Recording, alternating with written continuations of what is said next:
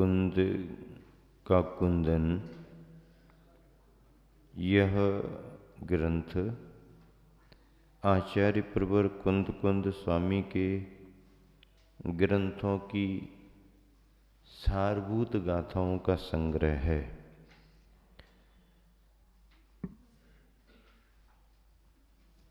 इस ग्रंथ के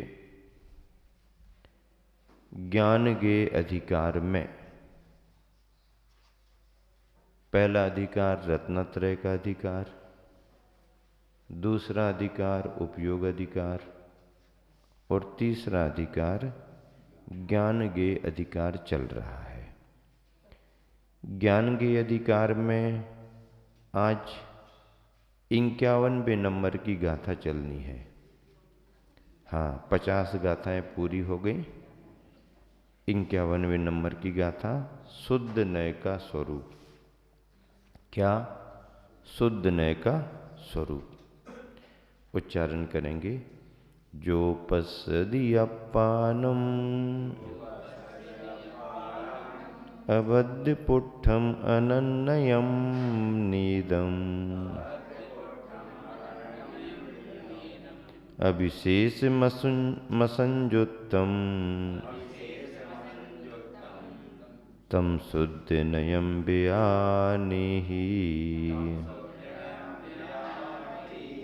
एक साथ मिलकर के।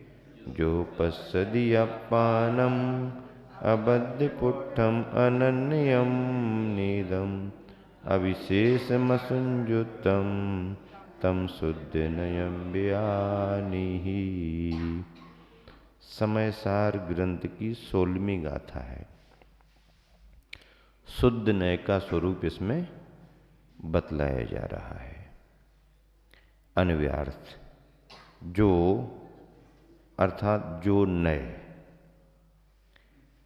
अभी नयों की चर्चा चल रही है। व्यवहार नय, निश्चय नय कथन हो रहा है।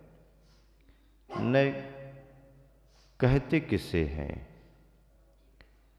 एक तरह से नय कथन पद्धति में आता है। प्रमाण वस्तु का स्वरूप है और उस वस्तु के स्वरूप की व्याख्या नयों की विवक्षा में होती है। प्रमाण समग्रता को लेकर के चलता है, नय विवक्षा बना बना करके एक एक पहलू को लेकर के बात करता है। नय मार्ग है, नय मंजिल नहीं है। नय क्या है? मार्ग है, मंजिल नहीं है। चाहे व्यवहार नय हो और चाहे निश्चय नय भी क्यों ना हो। नहीं नहीं महाराज, निश्चय नय को आप कैसे मार्ग कह रहे हो? निश्चय तो लक्ष्य है। लक्ष्य तो न व्यवहार का है न निश्चय का है। लक्ष्य तो नयातीत है। समयसार ग्रंथ में कुंद स्वामी ने कहा है, नय पक्खा तिक्कंतो भणी दो जोसो समय सारू। नयों के पक्षपात से जो अतिक्रांत हो जाता है वो समयसार को उपलब्ध होता है। नहीं, तुम व्यवहार नय का आश्रय लिए हो, तुम भूतार्थ नहीं हो। ये निश्चय नय का आलंबन लिए इसलिए भूतार्थ है, सच्चा है। ठीक है, दोनों विवक्षा सही है, कथन दोनों मान्य है, लेकिन व्यवहार नय भूतार्थ नहीं है, अभूतार्थ है, गलत है, तो ऐसा सर्वथा गलत नहीं है जो मार्ग विरुद्ध हो। मार्ग विरुद्ध गलत नहीं है, प्राथमिक अवस्था है। निश्चय ने एकदम सही है, उसी को पकड़ के बैठ जाओ। नहीं, नय लगा दिया ना आपने, तभी रास्ता है, मंजिल नहीं है। रास्ता है, मंजिल नहीं है। मंजिल नयातीत है। मंजिल में व्यवहार तो है ही नहीं, निश्चय नए भी नहीं है, नए विकल्प है, नए विचार है, नए विवक्षा है। सिद्ध स्वभाव में कोई नए नहीं है, शुद्ध समय सार है। वो प्रसंग मुझे बार बार याद आता है और अभी तक 10-20 बार तो मैं सुना चुका हूं, 25 बार, फिर भी समय पर सुनाने का मन होता। ललितपुर में ग्रीष्मकालीन वाचना चल रही थी सठखंडागम ग्रंथ की, और वाचना कर रहे थे सुप्रसिद्ध विद्वान पंडित फूलचंद जी सिद्धांत शास्त्री, बनारस वाले, चोटी के विद्वान, अधिकृत विद्वान, बड़े बड़े ग्रंथों का संपादन किया, अच्छे विद्वान। लेकिन उनकी मान्यता थोड़ी एकांत पक्ष की बन रही थी, उसका वो पोषण करने लगे थे। तो वाचना करते करते संदर्भ आ गया। क्या आ गया? अकाल मरण का। अकाल मरण का संदर्भ आ गया। तो पंडित जी व्याख्या करते करते कहने लगे, हाँ अकाल मरण की बात तो आती है, लेकिन अकाल मरण व्यवहार में होता है, निश्चय में नहीं होता। क्या कहने लगे? अकाल मरण की बात तो आई है, लेकिन ये अकाल मरण व्यवहार में होता है, निश्चय में नहीं होता। तो आचार्य ने बात पकड़ ली। आचार्य के पास भी माइक रखा था, तो आचार्य कहने लगे, पंडित जी निश्चय में तो मरण ही नहीं होता, अकाल मरण की बात आप क्या करते हो? निश्चय में तो मरण ही नहीं होता है। आप अकाल मरण कह रहे, निश्चय में अकाल मरण नहीं होता। अरे अकाल मरण के निश्चय में तो मरण ही नहीं होता, मरण तो व्यवहार में होता है, अब चाहे वो सकाल मरण हो और चाहे अकाल मरण हो। पंडित जी ऐसा ऐसा करने लगे, फिर कहने लगे, बाबा जी तो हमारी बातें ही काट देते हैं। बाबा जी अभी भी याद है हमको, थोड़े ऐसे ऐसे हुए, फिर हंस के कहने लगे, बाबा जी तो हमारी बातें ही काट देते हैं। अब उनके पास कोई उत्तर ही नहीं था, क्योंकि शास्त्र की बात पूरी हो गई। ऐसा नए एक विवक्षा है, मार्ग है, मार्ग पूरा होता है तो फिर मुक्ति की प्राप्ति होती है। तो जो नए अपानम आत्मा अर्थात शुद्ध आत्मा को अबद्ध पुट्ठम, अबद्ध अपुट्ठम, पुट्ठम स्पर्शम, बद्धम न अबद्धम, तो बंध से रहित और पर के स्पर्श से रहित। अबद्ध पुट्ठम का अर्थ क्या? अबद्धम अपुट्ठम, बंध से रहित और पर के स्पर्श से रहित, एवं अनन्यम अनियत्व रहित। अनियत्व का संबंध नहीं बनेगा। अनियत्व भावना में क्या होता है?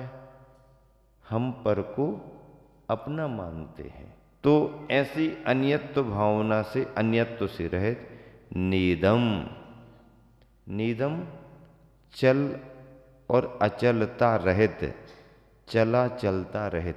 क्या? चला चलता रहित, चला चलता रहित अर्थात स्थिर स्वभावी समझ लो।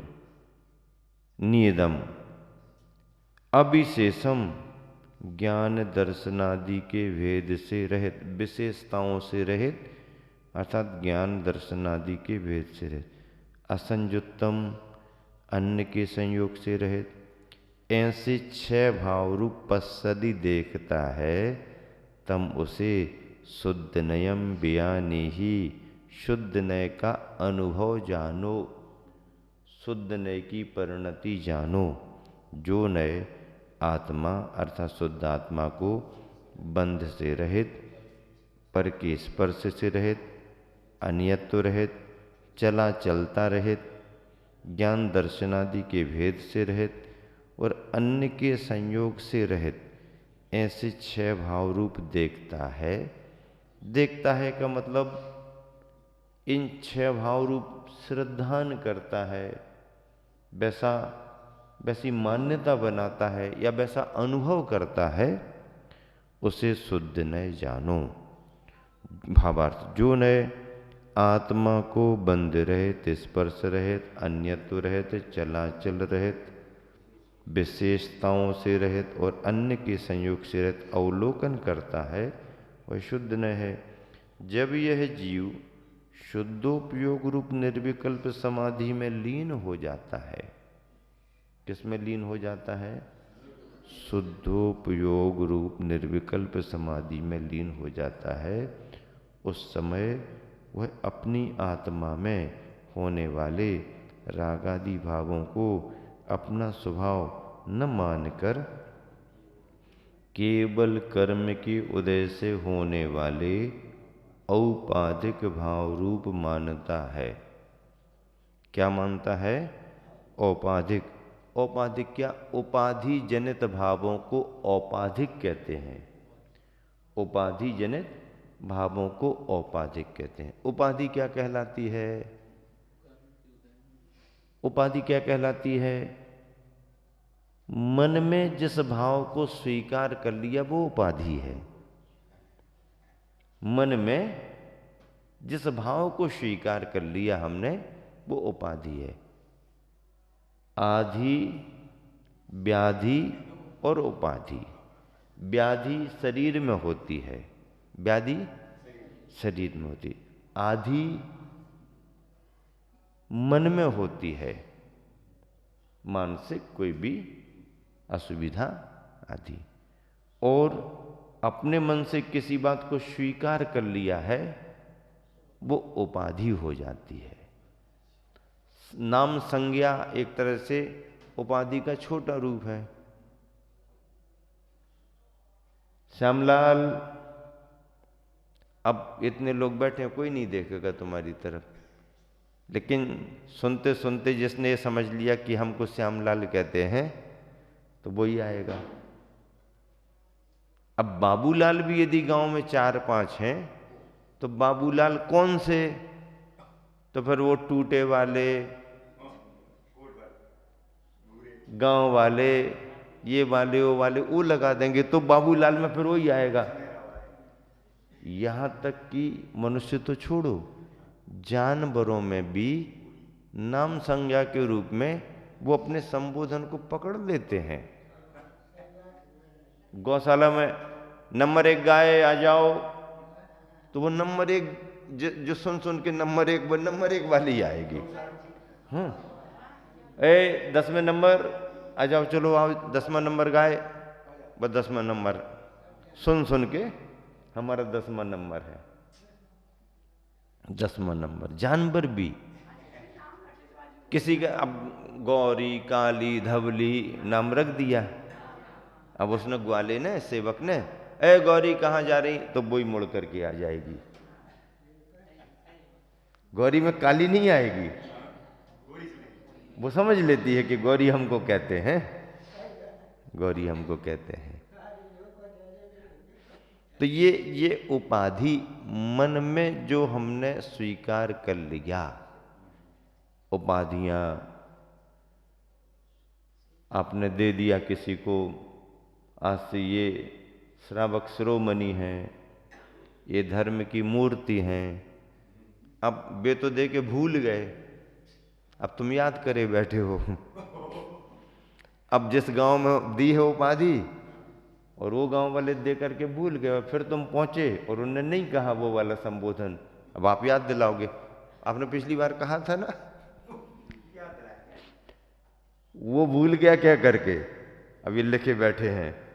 हमारे को ये कहते हैं ना, क्यों तुमने उस तारीख में दी थी ना? महाराज जी हमको ख्याल नहीं है। नहीं तुमने तो दी थी, घोषणा की थी। हाँ की होगी महाराज जी, अभी एकदम याद से देखो ना, ये हमारे में लिखा है ना। तुमने समय दी थी, तो वो तो दे के भूल गया, ये मन में रख करके बैठ गया। तो आधि, व्याधि और उपाधि, इन सब तीनों प्रकार के भावों से जब साधक ऊपर उठता है तो समाधि की प्राप्ति होती है। समाधि समता के परिणाम, निर्विकल्पता के परिणाम। वो संलेखना की समाधि तो वो होती है। हम तो दिन भर उसी की साधना करना चाहते। समता का परिणाम ही समाधि है। अब साधु समाधि भावना में क्या है? साधु समाधि भावना में ये व्याख्या नहीं है कि कोई वृद्ध हो गए हों, आखिरी समय चल रहा हो, उनकी सेवा करो, ये करो। नहीं, उसमें व्याख्या क्या है? 16 करण भावना में साधु समाधि यानी साधु के मन को समाधान देना, साधु के मन को निर्विकल्प रखने में सहयोगी बनना, ये साधु समाधि, साधु समाधान। मौसम ठीक नहीं है, प्रतिकूलता हो रही है, गर्मी बहुत पड़ रही है, हम क्या कर सकते हैं? उसमें लग जाओ। फिर बिहार हो रहा है, हम क्या कर सकते? अरे भाई कोई यहाँ तो दिख नहीं रहा, थोड़ा काम था। हमारे बताओ ना क्या काम है? नहीं, वो थोड़ा सा कमंडल में पानी दे। हाँ, अब भी वो विकल्प जो आया था, समाधान साधु समाधि, ये सेवा साधु, और वो समाधि तो है ही ऐसा। तो ये समाधि में लीन हो जाता है।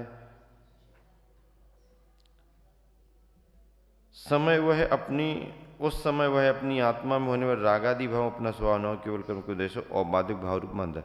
अतः उनके उदय आदि में राग द्वेष न करते क्षमता को धारण करते हुए ध्यान के माध्यम से उन्हें पूर्ण रूप से अपने से अलग कर देता है। यही उसके भेद ज्ञान की सफलता है। इसी ध्यान रूप रत्नत्रय या अभेद रत्नत्रय में स्थित साधु को शुद्धनय भी कहा जाता है। पद्यानुवाद। आत्मा निबद्ध नित्य शून्य उपाधियों से अत्यंत भिन्न पर से विधि बंधनों से, ऐसा मुनीश्वर निजातम को निहारे, बेही विशुद्ध नय है जिन यों पुकारें, बेही विशुद्ध नय है जिन यों पुकारें।